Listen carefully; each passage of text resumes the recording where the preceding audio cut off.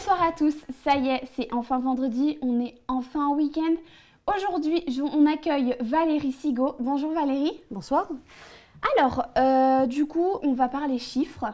Déjà, dans un premier temps, qu'est-ce que la comptabilité? Parce que pour, je pense, un très grand nombre de personnes, dont pour moi, c'est les mathématiques, la matière que je n'ai jamais aimée.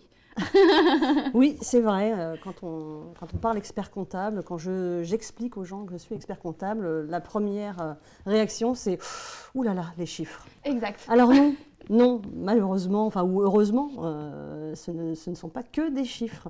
Moi, je travaille effectivement avec des chiffres, mais pas que.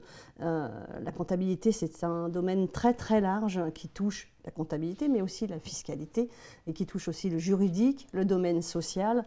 Donc, je ne fais pas que des chiffres. Moi, effectivement, j'aimais beaucoup les mathématiques, mais j'aimais aussi beaucoup le français. Donc, ce sont des domaines extrêmement larges. Bien sûr, on fait les bilans, on fait la comptabilité de nos clients, mais bien au-delà, on les accompagne aussi sur la partie conseil, accompagnement, énormément de domaines. On ne fait pas des chiffres toute la journée, n'ayez pas peur et embrassez la profession si vous en avez envie. Et du coup, la comptabilité encore, pour moi, je pense que du coup, avec la calculatrice, tel chiffre, on additionne, on soustrait. Est-ce que c'est comme à l'ancienne ou il y a plus de modernité? Non, on a quand même beaucoup évolué. D'ailleurs, en général, aujourd'hui, quand on nous demande de prendre un outil pour expliquer notre profession, on ne va pas prendre la calculatrice, heureusement. On a des ordinateurs, on est très dématérialisé, on a dû aussi beaucoup s'adapter depuis le Covid, hein, puisque c'était peut-être une profession un petit peu empoussiérée dans le papier, mais aujourd'hui, on est extrêmement performant en termes d'outils. Il y a beaucoup d'automatisation dans l'expertise comptable. On ne passe pas nos journées à faire des écritures comptables. On les interprète plutôt. Je pense qu'on a plus une valeur ajoutée sur notre domaine. Bon, les écritures comptables, c'est bien. Il faut les faire, hein, puisque sans écriture comptable, nous n'avons pas la comptabilité derrière. Mais on est plus aujourd'hui dans l'analyse, le conseil et l'accompagnement. D'accord. Et est-ce que vous faites aussi tout ce qui est les contrats de travail, ce genre de choses, ou c'est pas du tout votre domaine? Alors, comme je l'ai dit tout à l'heure, on intervient sur énormément de domaines, effectivement. Sur la partie sociale, on a des compétences pour faire les bulletins de salaire, les déclarations sociales, les documents de sortie, les attestations de maladie, Pôle emploi, etc. Certains cabinets, effectivement, rédigent les contrats de travail ou même les procédures contentieuses. Il est vrai que moi, j'ai choisi de ne pas intervenir sur ces domaines-là parce que nous sommes une profession généraliste, hein, on a des connaissances extrêmement étendues sur ces domaines-là, mais on n'est pas spécialisé et je pars du principe que c'est bien quand même d'avoir chacun sa spécialité. Un avocat ne travaille pas sur la comptabilité, moi je n'interviens pas sur les contrats de travail, je pense que c'est quelque chose de précis et qui est très risqué pour les entreprises. Et comme je dis toujours, il faut bien se couvrir avant que les problématiques arrivent. Donc il faut faire appel à des experts et les avocats sont les experts, hein, sur la partie sociale pour rédiger les contrats. Ok. Et par rapport, donc si je suis par exemple assistante de n'importe quelle entreprise, est-ce que moi je peux me permettre de faire la comptabilité si j'ai un diplôme ou même si j'en ai pas? Alors l'expert comptable, c'est une profession réglementée. Donc c'est l'ordonnance de 1945 hein, qui définit toute la réglementation de l'expertise comptable, ainsi que les différents ordres qui gèrent notre profession. Et donc notre domaine réglementé, c'est la comptabilité. Ce qui veut dire que vous avez trois possibilités pour saisir de la comptabilité. Soit vous avez le diplôme d'expertise comptable, 8 ans d'études quand même. Soit vous êtes collaborateur dans un cabinet, donc en tant que salarié, soit vous êtes salarié dans une entreprise qui gère sa propre comptabilité en interne. Et dans ce cas-là, vous avez le droit de saisir la comptabilité. Cependant, un indépendant, donc une personne qui fait de l'administratif en indépendant, ne peut pas saisir de la comptabilité. Il ou elle n'a pas le droit. C'est ce que nous appelons les illégaux. Et c'est assez risqué hein, pour le client parce que faire appel à un expert comptable ou un cabinet, il y a une assurance responsabilité professionnelle derrière hein, qui est extrêmement forte, qui couvre nos éventuelles erreurs, puisque nous sommes des êtres humains, donc il nous arrive de faire des erreurs. Mais par contre, un illégal n'a aucune couverture sur la comptabilité, puisqu'il ne peut même pas l'inscrire sur son cabis, c'est interdit. Voilà, il n'a aucune garantie en fait de la bonne saisie de sa comptabilité. Okay. Au contraire, ça peut le mettre en danger et à lui Ah bah créer oui. des problèmes. Toute la responsabilité lui incombe dans ces cas-là. Donc la moindre faute comptable, il peut dire ah bah non, moi je ne savais pas que ça se saisissait pas comme ça, mais eh bien, c'est finalement de sa propre responsabilité. Ok, donc ça met plutôt en danger la personne, donc l'assistante ou l'associé qui justement fait ça parce qu'il n'est pas couvert, c'est ça? C'est le dirigeant, voilà, c'est le dirigeant de l'entreprise qui finalement eh bien, supporte les risques de sa comptabilité. De toute façon, on rappelle que le dirigeant d'entreprise est quand même responsable de sa gestion d'entreprise. Donc c'est lui qui prend les décisions concernant la gestion de son entreprise, pas son expert comptable. Mais par contre, s'il y a une erreur de saisie faite par un professionnel soumis à la réglementation comptable, eh bien là, on peut faire intervenir notre assurance, ce qui n'est pas le cas d'un illégal, puisqu'il n'a pas cette assurance. Il ne peut pas couvrir ses erreurs comptables. Oui, bien sûr. Il n'est pas censé en faire. Et est-ce que par la suite, il peut risquer d'aller au tribunal ou autre? Est-ce que ça peut aller plus loin ou juste il se fait virer et puis fini quoi? Alors, normalement, quand nous, on découvre une personne qui travaille dans l'illégalité, nous devons en informer l'ordre qui après demande, après on n'est pas tout de suite dans la procédure contentieuse, mais en tout cas, elle se rapproche de cette personne pour qu'elle arrête de faire cette activité et qu'elle l'enlève de ses prestations. Après, les clients, c'est eux qui choisissent. Lorsqu'ils sont informés, je me doute que s'ils sont informés des risques, ils ne feront plus appel à des illégaux. Maintenant, c'est leur choix aussi, hein, c'est leur choix de gestion. C'est sûr qu'un illégal ne va pas prendre le même tarif que les experts comptables, qu'un cabinet d'expertise. Simplement, la couverture n'est pas la même. C'est un choix de gestion. Soit ça se plante, soit ça se plante pas. C'est ça. Et du coup, donc, tu nous as dit que tu fais donc tout ce qui est les bilans, les expertises. Est-ce qu'il y a d'autres choses dans la branche de la comptabilité que tu fais d'autres? Parce que du coup, de ce que tu me disais, c'est quand même assez vaste. Ah oui. Donc, dans le domaine social, j'en ai parlé tout à l'heure. Pour le domaine juridique, donc, comme pour le social, hein, on a une compétence générale. Donc, en général, nous faisons tout ce qui est dépôt des comptes annuels, puisque les sociétés doivent déposer leurs comptes au greffe tous les ans, avec des assemblées générales basiques.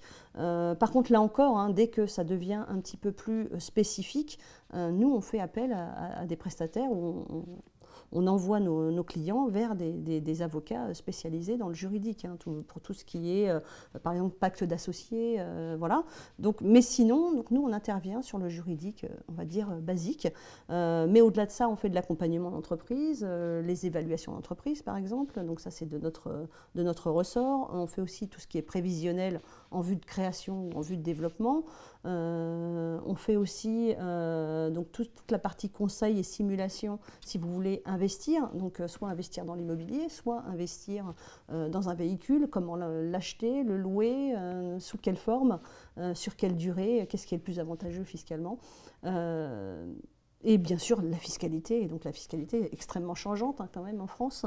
Et donc cette fiscalité, donc, avec la comptabilité, c'est nos deux domaines en fait, où on est le plus spécialisé, où là vraiment on a des compétences très fortes. C'est obligatoire, hein, puisqu'il faut bien qu'on respecte toute la réglementation pour produire les états qui nous sont demandés. Donc sur la fiscalité, donc, on peut faire du conseil, on optimise hein, au maximum, toujours dans le respect de la réglementation, mais l'objectif c'est de prodiguer le meilleur conseil à notre client pour que sa société puisse sortir les bénéfices les plus ajustés à sa situation. D'accord, ok. Oui, effectivement, c'est très très vague comme métier. C'est pas juste les calculs et puis c'est fini, quoi. Ah bah non, non, c'est extrêmement varié. C'est pour ça que c'est un domaine que j'ai choisi assez récemment finalement dans mon parcours. Parce que justement, je ne peux pas m'ennuyer. C'est-à-dire Oui. que oui, je fais des chiffres, mais au-delà de ça, je fais du conseil, je vais à la rencontre des gens, je découvre de nouvelles activités. C'est extrêmement enrichissant de travailler dans un cabinet d'expertise comptable. Oui, ça n'a rien à voir avec l'idée qu'on se fait des calculs et puis c'est Non, fini, on quoi. pense souvent qu'on est assis toute la journée devant un écran. Ça peut être ça. Je veux dire, le collaborateur qui démarre, évidemment, il faut qu'il démarre à la base, hein, il faut qu'il maîtrise la saisie comptable. Donc effectivement, au démarrage, il est souvent dans cette configuration. Mais très rapidement, et moi j'aime beaucoup l'évolution qu'on peut avoir, et je suis pour cette évolution, rapidement, on peut aller jusqu'à la révision du bilan, rencontrer les clients, aller chez eux. Voilà, et c'est extrêmement enrichissant d'aller chez un client, de voir comment il travaille. Voilà, donc c'est vraiment, moi j'adore mon métier, j'adore mon parcours, donc voilà, je m'amuse tous les jours. Ah ben, tant mieux pour toi. En parlant de ton parcours, Oui. Justement, explique-nous un peu par où tu as commencé, qu'est-ce qui a fait que tu t'es redirigé peut-être ou tu as toujours aimé la comptabilité. Alors, explique-nous. quand j'étais petite, je vous ai dit, hein, ça va peut-être durer 2 heures. C'est pas grave. J'ai pensé que je pouvais être styliste, donc rien à voir. Hein. Donc j'ai fait un concours à l'école Boulle et j'ai vu, enfin en tout cas ils m'ont bien fait comprendre que non. Donc j'ai arrêté. Non, bon, plus sérieusement, moi d'abord j'ai fait un parcours assez court, j'avais fait un BTS secrétariat. Et dès le début, dès mes premières expériences professionnelles, je savais que je ne resterais pas dans ce domaine. Ce n'est pas ce que je voulais faire. Moi, j'ai toujours voulu travailler en toute indépendance. Mais j'ai eu la chance, en fait, de travailler dans une société qui existe toujours, d'ailleurs, et je vais la citer, c'est SOS Murido. Et je suis entrée toute jeune dans cette société, et au départ, pour faire du secrétariat, et j'ai beaucoup évolué.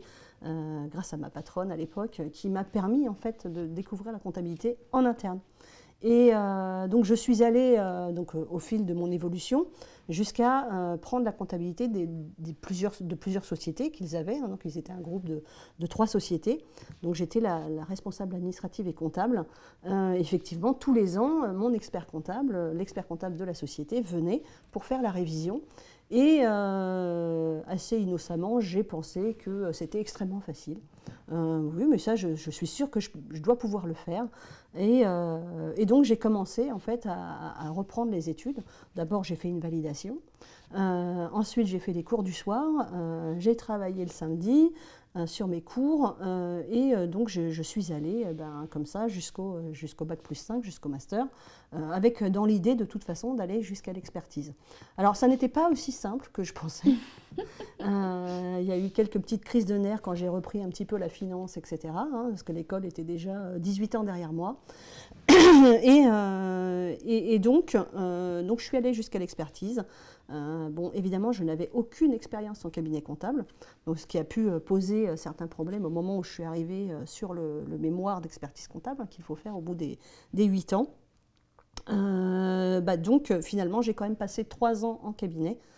Donc je suis partie d'où j'étais depuis 18 ans pour aller dans un cabinet, j'ai même fait plusieurs, où j'ai découvert le métier en cabinet comptable, qui n'est pas du tout le même qu'en entreprise, beaucoup plus dynamique, voilà, il faut être très très polyvalent.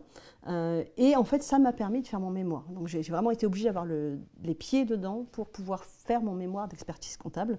Donc j'ai été diplômée en 2016, hein, c'est pas si vieux. Voilà, 2016. J'aurais voulu avant mes 40 ans, mais bon, à 2 ans près, c'était presque bon. et puis, donc, après avoir fait quelques cabinets où je ne me sentais pas assez libre, moi j'avais envie de travailler, j'avais mes propres valeurs, ma propre vision de la comptabilité, notamment l'aspect dématérialisé qui n'existait pas encore, on n'avait pas encore connu le Covid, hein, donc ça existait, mais c'était vraiment les balbutiements. Et moi j'avais une vision très économique en fait. Voilà, j'ai aussi 2 filles qui sont dans le développement durable, l'écologie, etc. Donc finalement j'ai créé mon cabinet. J'ai été un petit peu, enfin même beaucoup, hein, aidée par le dernier cabinet dans lequel j'étais, que je vais citer aussi, hein, c'est Agorex à Nogent-sur-Marne, j'ai travaillé en sous-traitance pour eux au démarrage. ce qui m'a permis de développer rapidement le cabinet. Et puis, donc, j'ai démarré toute seule. Je suis à Alfortville aujourd'hui, dans le 94. Et aujourd'hui, on est 7. Donc voilà, de 1, je suis passée à 7. Donc j'ai créé mon propre cabinet, je l'ai créé entièrement dématérialisé dès le départ. Donc c'est beaucoup plus simple. Donc avec un travail sur 2 écrans, voire 3 pour moi. Le télétravail est adapté puisque j'ai créé en 2017. Donc 2 ans et demi après, c'était le Covid. Donc voilà, tout le monde en télétravail, tout le monde équipé en double écran aussi à la maison. Voilà, donc c'est vraiment... et on travaille de la manière que je souhaitais, c'est-à-dire qu'avec une proximité avec le client. J'ai un engagement permanent au sein du cabinet, c'est une réponse sous 48 heures. D'accord. Alors quand je dis une réponse sous 48 heures, ça peut être un mail, ça peut être un appel téléphonique. Et si la question est plus complexe, eh bien sous 48 heures, en tout cas, je m'engage à leur dire, voilà, je vous réponds sur une partie, mais le reste, je mettrai un petit peu plus de temps, je leur donne un délai, mais ils ne restent jamais sans réponse. Et ça fait partie souvent des retours que j'ai, des retours positifs que j'ai de mes clients. Voilà, donc je tiens à cette valeur ajoutée de mon cabinet. C'est une particularité parce que mon mari est chef d'entreprise et je l'entendais extrêmement râler sur le fait qu'il attendait souvent ses réponses de ses prestataires. Donc je sais que c'est un élément important pour mes clients. Voilà. Et puis c'est ce qui valorise aussi ton cabinet, oui. justement à se dire qu'en 48 heures on peut avoir une réponse et pas être le stress, la boule au ventre en tant qu'entreprise, parce qu'on a aussi beaucoup de choses à gérer. Donc c'est vrai que c'est un plus pour toi aussi, pour ton entreprise. Oui, alors c'est pas toujours facile à mettre en œuvre. Hein. Oui. Donc quand je me suis structurée, déjà je me suis associée il y a 2 ans, justement pour que je ne sois plus la seule à pouvoir répondre correctement aux clients. Donc je me suis associée il y a 2 ans. On a aussi une responsable mission aujourd'hui qui gère aussi, comme nous, la partie réponse aux clients conseil, pour que chaque client, quand il appelle, par exemple, là, actuellement, je ne suis pas là, un client, enfin, on n'est pas tout à fait dans les heures d'ouverture, mais si un client appelle, quand je ne suis pas là, il peut avoir une réponse. Toujours une réponse. C'est très important. Oui. Pour moi, c'est très important. Pas devoir rappeler et puis même qu'il ne soit pas en attente ou qu'il aille même voir ailleurs. Oui. Parce que c'est vrai que quand on appelle, ça ne répond pas, on passe à autre chose parce qu'on se dit qu'on n'a pas que ça à faire. Hein, bien sûr, non, puis normal. Pour moi, mais les entreprises avec lesquelles je travaille, hein, donc nous, on travaille avec tout type d'entreprise, que ce soit de la plus petite à la plus importante. On a un organisme qui fait 17 établissements pour lequel on gère toute la comptabilité, la partie sociale. Mais au-delà de ça, les clients, ils n'ont pas le temps d'attendre une réponse. Eux aussi, ils sont dans l'urgence de leur activité. Ils ne peuvent pas attendre une réponse qui parfois peut conditionner un avancement dans leur développement. Donc c'est extrêmement important d'être là, d'être toujours là, d'être là dans les bons moments, d'être là dans les mauvais moments. On a été extrêmement présents pendant le Covid. Donc pour toutes les aides, pour tout ce qui est activité partielle, etc., on a mis un point d'honneur à ne pas le facturer, par exemple. Moi, j'ai trouvé que c'était humain, ça n'a pas toujours été facile. Hein. On a beaucoup travaillé parce qu'il fallait mettre en place les choses. Mais c'est un point d'honneur. L'humain aussi au cœur du cabinet, aussi bien avec les salariés qu'avec les clients. C'est des valeurs qui me sont chères. Donc voilà, c'est vraiment... Mon cabinet me ressemble. Les gens avec qui je travaille au sein du cabinet me ressemblent aussi. Donc c'est extrêmement valorisant de travailler avec eux. J'en profite pour les remercier de travailler avec moi. Voilà, donc c'est vraiment un cabinet dans l'humanité, dans le concret, dans la réactivité. C'est comme ça que je le veux, mon cabinet, et c'est comme ça que le témoignage des clients, bientôt que je mettrai en ligne, ressort. Donc j'en suis extrêmement fière. Oui, tu as dit que tu n'as pas travaillé pour rien et que exactement. Tout succès, j'arrive plus. Bon, en tout cas, tu n'as pas travaillé pour rien et tu t'es dit qu'au contraire, les avis de tes clients, c'est le mieux. Et puis s'ils te font du bouche-oreille, ils te ramènent de la clientèle encore plus. C'est que ton cabinet fonctionne bien et que tous les points d'honneur, l'humain, la réponse sous 48 heures, c'est que c'est des atouts forts que peut-être les autres entreprises n'ont pas aussi. Bah, en tout cas, celles qui ne l'ont pas, c'est qu'elles n'ont pas choisi le bon cabinet. Voilà, donc il est temps de changer. Heureusement, aujourd'hui, il y a quand même beaucoup de confrères et de consoeurs qui ont cette optique d'être vraiment l'accompagnateur de l'entreprise. Donc voilà, je ne peux pas récupérer tout le monde. Sinon, ça fait trop de travail. Non, faire trop de travail, c'est pas grave. Et sinon, donc, le cabinet que j'ai voulu dématérialiser, il offre aussi un panel d'outils extrêmement important et variés aux clients, de manière à toujours répondre à tous leurs besoins. C'est-à-dire qu'on a des clients qui ont juste besoin de donner quelques papiers et faire une petite comptabilité. Les professions libérales, c'est extrêmement simple. Mais on a des clients qui veulent une analyse un petit peu plus poussée, qui veulent des tableaux de bord, qui veulent des prévisionnels, qui veulent aussi intervenir un peu sur leur comptabilité. Ceux qui ont les compétences, pourquoi pas. Donc on a un logiciel comptable adapté. On a aussi un logiciel de gestion commerciale, devis, facture, adapté à la facture X, jusqu'au relevé bancaire. On a vraiment un panel d'outils destinés aux clients. On a aussi la partie sociale. On a choisi ce que nous, on appelle la Rolls du social, c'est Sila Expert. Donc c'est vraiment un logiciel de paye très adapté avec les conventions collectives qui sont déjà intégrées. C'est très simple pour nous, mais on peut donner la main à nos clients pour qu'ils remplissent leurs variables, qu'ils fassent la gestion de la RH. Voilà, on met tout en place pour que tout puisse être facilité et répondre aux besoins de nos clients. Eh bien écoute, je pense que là sur la comptabilité, tu nous as vraiment tout dit. La comptabilité n'a plus aucun secret pour personne là, je pense. C'est vrai. Je vais bientôt t'embaucher alors. Allez, c'est parti. Eh bien écoute, merci beaucoup Valérie d'être venue, nous avoir expliqué ton métier, qu'est-ce que c'est l'expert comptable. En tout cas, j'espère que vous aussi, chez vous, ça vous a motivé pour faire les études. Beaucoup d'études, mais beaucoup de réussite par la suite. Et je vous retrouve lundi. Je tiens aussi à remercier Karim à la réalisation.